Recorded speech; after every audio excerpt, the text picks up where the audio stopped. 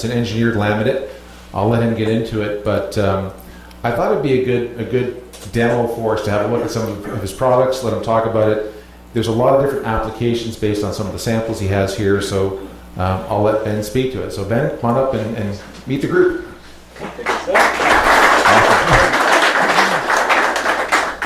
Now, is there an unspoken rule against using the podium? Is there a rite of passage you have to go through? Or can I kill us up here? Absolutely, you're more than welcome to. Yeah, Dennis isn't here, go ahead. Okay, perfect. Okay, thanks for having me tonight, guys. Can you point the piece down a little bit? Yeah, absolutely. No, the piece. Yeah, there's This piece? Yeah, there you go. And how does that? Yeah. Down a bit? Yeah. Okay. So yell at me if it's too loud. So yeah, I'm here on behalf of DB Webb Inc., based out of just outside of Rochester in New York State. I will give you guys a candid prelude to this, an introduction. I am very new to the field, so what I've got, my book here, any questions that you guys have that I can't answer, I'm going to write them down and I'll get right back to you guys. So I actually started with DB Webb Inc. in October, mostly just doing marketing, advertising, doing the email campaigns. Started learning a lot about this stuff and really started getting interested in it. My grandfather actually does wood turning, so I started getting more interested in it, seeing what he's doing with the stuff. We were lucky enough to get some of the stuff over to the UK for him to turn, and it's great to hear the feedback there.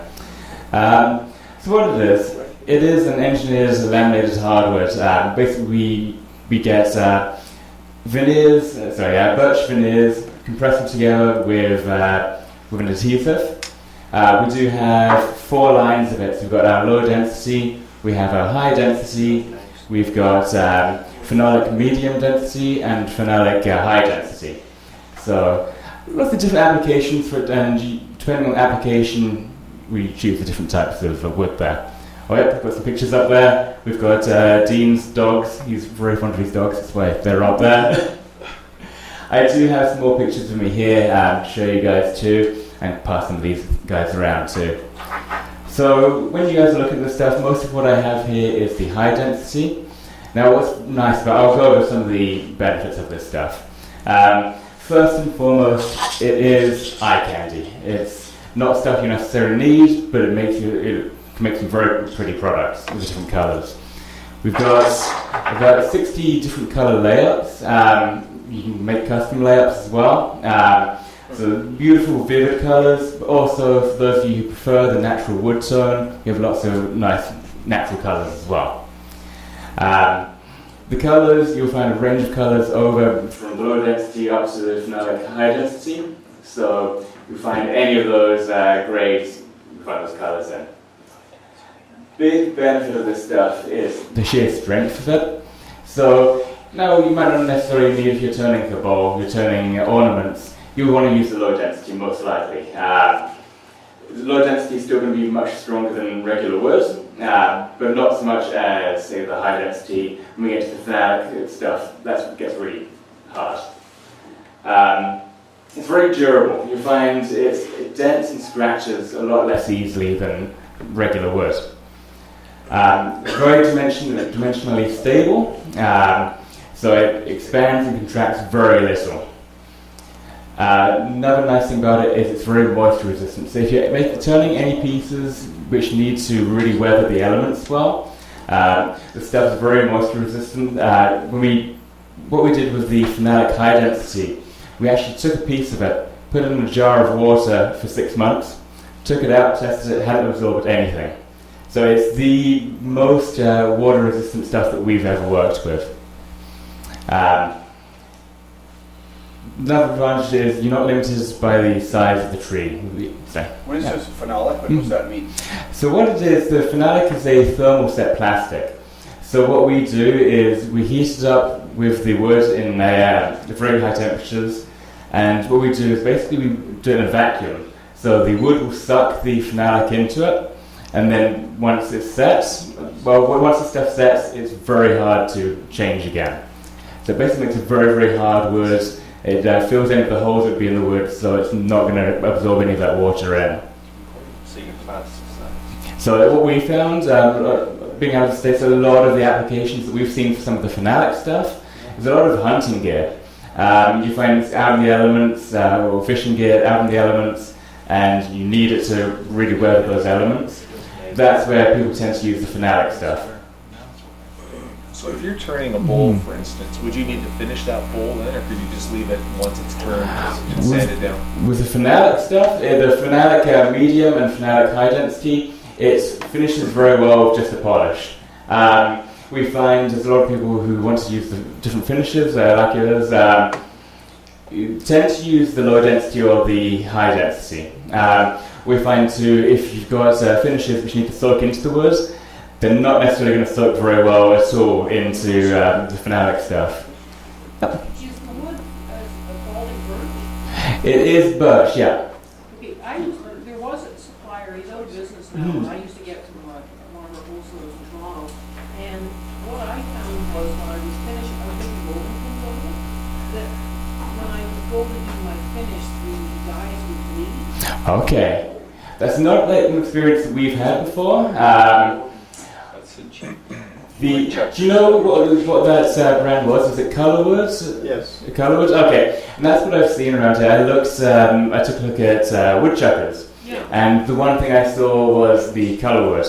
The Colorwood is going to be most similar to our low density stuff. We've not had anyone write back to tell us that the colours are bled at all though. But of course we're always taking that information back, but it's nothing we've heard so far. Have you guys heard of diamond wood? Is that a familiar? Diamond wood, yeah. No, it's actually, so it's a very similar idea. It's a company that actually, their factory burned down in Rutland. So their stuff, I was just curious because our phenolic medium density would be very similar to that kind of stuff if anyone's had any experience with it. Find my spot here. So what we found is the low density stuff is great for looking at ornaments, any of that kind of thing. The high density, we're going to get stronger and denser. It's that much more moisture resistant than the low density. And it's basically, and again going back to diamond wood, it's basically diamond wood without phenolic. Whereas our medium density was kind of the diamond wood with the phenolic.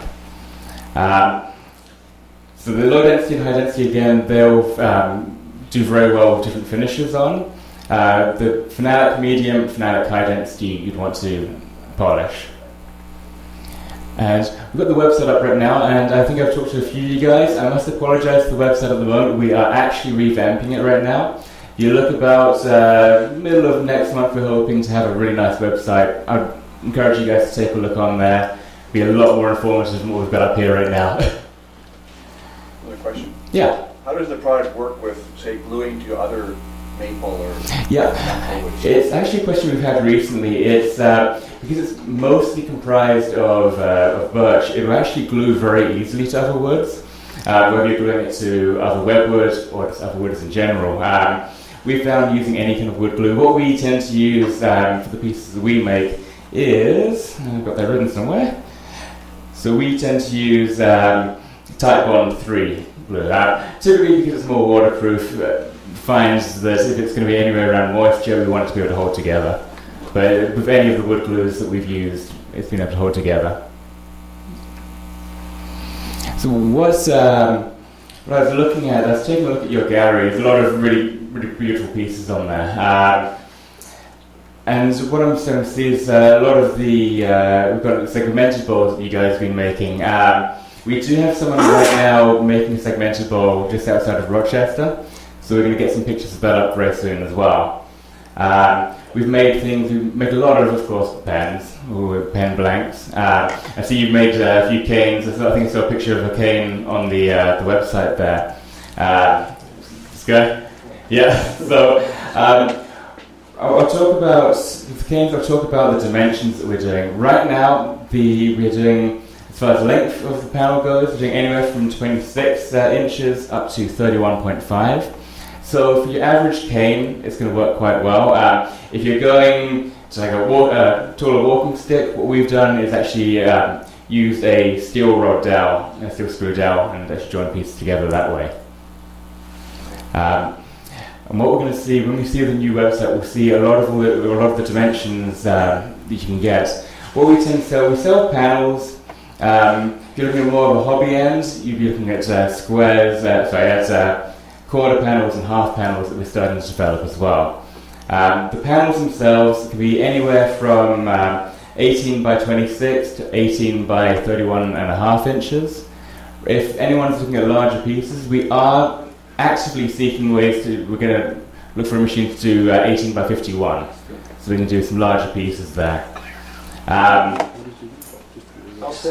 Yeah, sorry? How thick? Anywhere from 0.35 inches to 2.75 inches. Yeah, so we do panels, half panels, quarter panels, we do squares and dowels. And what we'll have, when we actually get the website up and running, we'll have all the pricing up there, as well as we'll actually calculate the shipping cost as well. Because of course this stuff's coming from just outside of Rochester. So what I've been told, and that you guys know, is the customs tax coming in is about equal to our sales tax, about 13% on that. So we would have to order and have it shipped in from the US. That's right. Currently at the moment, yeah. We're looking into woodchuckers, looking into a few different distributors around here as well. That's as of right now. So what I've been suggesting to tell people, if anyone is interested in ordering any of the stuff, best thing to do right now is get together and place a single order. Just because we find shipping it, the more you order, the cheaper we can get it for. Yeah, so.